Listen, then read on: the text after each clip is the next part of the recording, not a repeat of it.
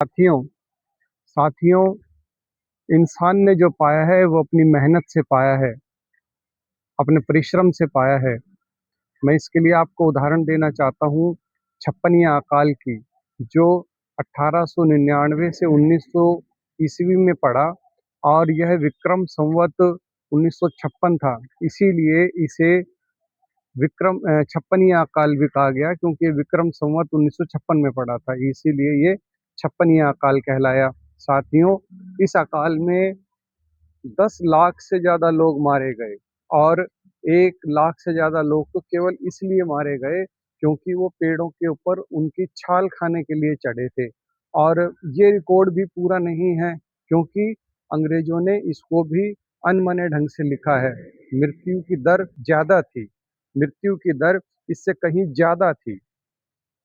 लेकिन फिर देश आज़ाद होता है और खाद्यान्न क्षेत्र में जो क्रांतियाँ होती हैं, उससे देश संपन्न होना शुरू हुआ। और इसमें जो सबसे पहली क्रांति हुई वह हुई श्वेत क्रांति। 13 जनवरी 1970 को श्वेत क्रांति शुरू हुई, जो डॉक्टर वर्गीज कुरियन के नेतृत्व में शुरू हुई। और 1998 आते-आते भारत ने अमेरिका को भी 1998 आते-आते भारत ने अमेरिका को भी पीछे छोड़ दिया और इससे सभी लोगों के लिए घी और दूध सुलभ हो गया। फिर हरित क्रांति शुरू होती है, जो 1966 और 67 में शुरू हुई। हरित क्रांति शुरू होती है जो 1966 और 67 में शुरू हुई, डॉक्टर एम.एस. स्वामीनाथन के नेतृत्व में हुई। और इसमें पूरे उत्तर भारत में बहुत भारी क्रांति हुई, जिसमें पंजाब, हरियाणा, उत्तर प्रदेश के जो क्षेत्र हैं, इन क्षेत्रों में गेहूँ और चावल की बम्पर पैदावार शुरू होने लगी, जिससे सभी के लिए खाद्यान्न सुलभ हो गया। फिर स्वर्ण क्रांति होती है, जो 1991 से 2003 के बीच में हुई, जिसके जनक निरपाक तुजेत बने। और यह बागवानी के क्षेत्र में उनके उत्पादन के लिए हुई। बागवानी, शहद, फल, मसाले इत्यादि के क्षेत्र में यह क्रांति हुई, जिससे सभी को मसाले, फल, सब्जियां, शहद सहज उपलब्ध होने लगा। इसके अलावा भी बहुत सी क्रांतियां हुई, जैसे भूरी, गोल, गुलाबी, काली, हरित, सदाबहार क्रांतियां हुई।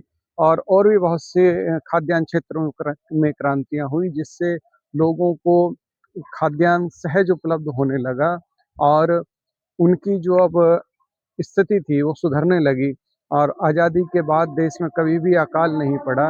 इसका यदि कोई कारण है, तो सबसे बड़ा जो कारण है वो विज्ञान है, क्योंकि विज्ञान के कारण ही आज सभी को भरपेट भोजन मिल रहा है। तो हमें नहीं, यदि आज सभी को खाने के लिए भोजन मिल रहा है और सभी स्वस्थ हैं, तो इसमें सबसे बड़ा हाथ विज्ञान का है। साथियों, मेरी आपसे बड़ी नम्र विनती है कि आप कभी भी किसी तरह से भी विज्ञान को दरकिनार ना करें, क्योंकि ईश्वर ने आपको दिमाग देकर भेजा है। और ऐसा ना हो कि जो लोग ईश्वर के भरोसे बैठे हैं, ईश्वर उनके भरोसे बैठा हो कि मैंने तुम्हें सोचने समझने की क्षमता दी है और अब आप स्वयं निर्णय लेके अपना विकास, अपना उत्थान करो। लेकिन कुछ लोग हमेशा ईश्वर के भरोसे बैठे रहते हैं। मैं केवल उनसे यही कहना चाहता हूँ कि ऐसा ना हो कि आप ईश्वर के भरोसे बैठे रहें और ईश्वर आपके भरोसे बैठा रहे। धन्यवाद। जय भीम, जय विज्ञान, जय संविधान, जय तर्कवाद। धन्यवाद।